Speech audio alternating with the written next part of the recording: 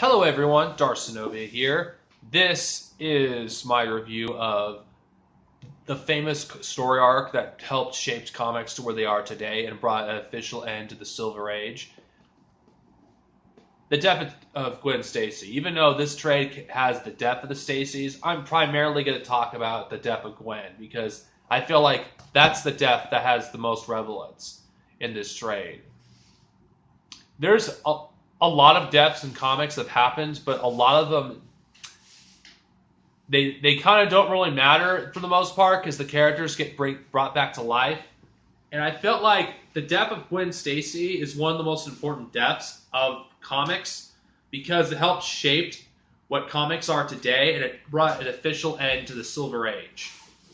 Not to mention the dynamic between Peter and his best friend Harry changed as a result of this story arc. It also made things far more personal.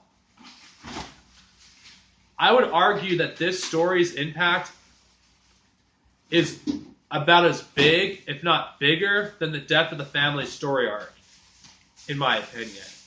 Both outside the comic and in the comic. In universe,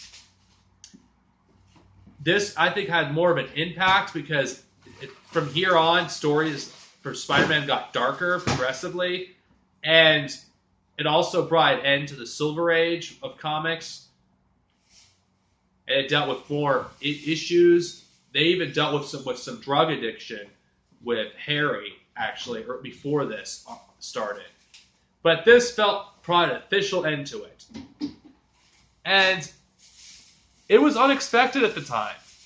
Who ever thought that they would kill off one of the main character's love interests? Or one of their villains?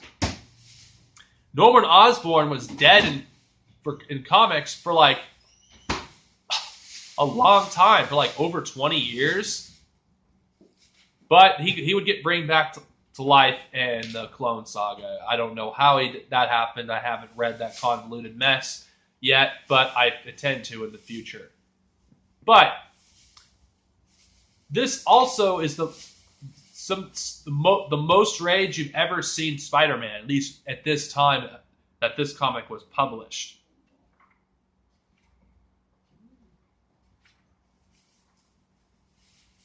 Like, here's something I'll show you at the end of the issue. You're the group that's going to pay. I'm going to get you, Goblin. I'm going to destroy you slowly, and when you start begging for me to end it, I'm going to remind you one thing. You killed the woman I love, and for that, you're going to die. You never seen Spider-Man up until this point in time enraged like this. I'm pretty sure there's other moments where he's like this, but I'm talking about at this time. This is like this when the Silver Age was still going. Well, it's just by the end of this arc, it pretty much brought it to a close. But this is one of the most enraged you ever see Peter Parker. I can't name a moment where he isn't this enraged. And where he almost killed someone. Here's another moment. Mister, are we living in the same universe? You killed my woman, Goblin, and you're raging about a busted bargain basement toy? Let's get our priorities straight, punk. There's a big difference between a fancy gimmick and a human life. Life, you mean, to me, of life. What a worth is there to an existence of one useless female, a squirming, pointless girl who never did more than occupy space? Well, that's it, Buster. That's it. You're talking about my lady creep. Someone I love. I mean love. Do you know what that means? Have you any idea what that means? I loved her, Goblin, and you took her from me. Filthy, war-meaning scum. This is not something you would see Spider-Man do, but this brought him to the breaking point. He almost killed him. And you know what? Reading this, I can't believe I haven't read this comic, but I feel like they adapted this storyline well in the first Spider-Man movie, actually. Sure, Mary Jane didn't die, but they did adapt it loosely. this was a pretty good story, The Death of Gwen Stacy. It may have been only 48 pages, but this proves to you not every arc has to be long in order for it to be good.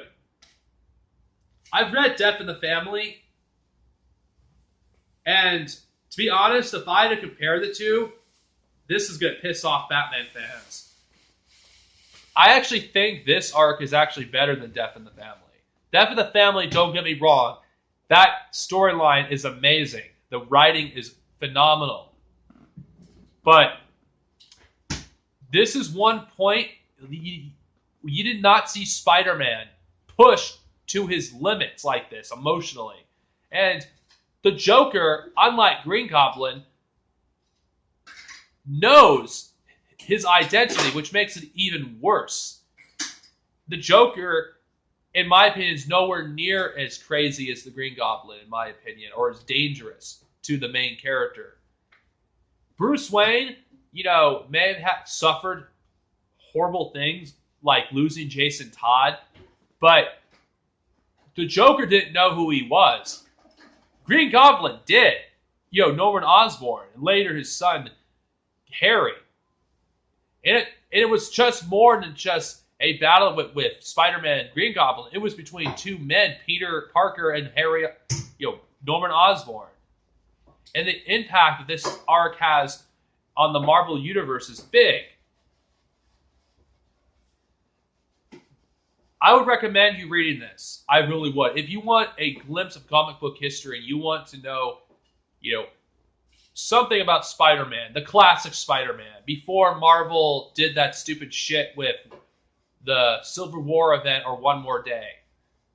This is I would recommend reading. If you want to read a good Green Goblin story, pick up this trade.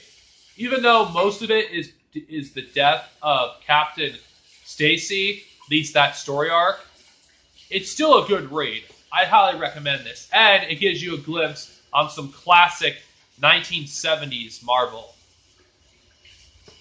Anyway, guys, I give this a masterpiece rating because I felt like not only is it a well-written story, the art is great, and its impact on the universe of Marvel and the comic book world in general is huge. It cannot be disputed. This brought an end to the Silver Age, and in my opinion, you cannot deny the facts that this comic changed comics forever. Comics wouldn't be where they are today if it weren't for the death of Gwen Stacy. I'm sorry. But that's the end of my review. Next time, we'll actually talk about the Dark Phoenix saga and X-Men. Later, people.